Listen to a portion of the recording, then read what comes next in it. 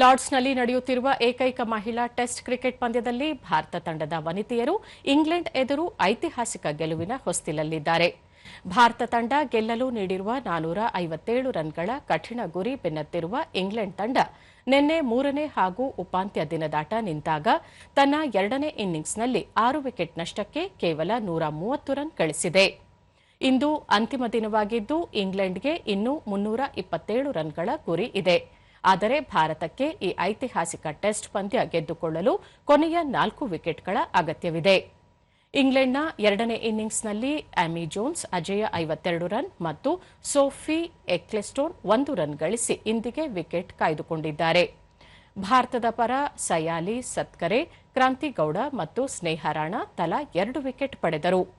ಭಾರತ ವನಿತೆಯರ ತಂಡ ಮೊದಲ ಇನ್ನಿಂಗ್ಸ್ನಲ್ಲಿ 285 ರನ್ ಹಾಗೂ ಎರಡನೇ ಇನ್ನಿಂಗ್ಸ್ನಲ್ಲಿ 7 ವಿಕೆಟ್ ನಷ್ಟಕ್ಕೆ 341 ರನ್ ಗಳಿಸಿ ಡಿಕ್ಲೇರ್ ಮಾಡಿಕೊಂಡರೆ, ಇಂಗ್ಲೆಂಡ್ ತನ್ನ ಮೊದಲ ಸರದಿಯಲ್ಲಿ ಕೇವಲ 170 ರನ್ಗಳಿಗೆ ಆಲ್ಔಟ್ ಆಗಿತ್ತು.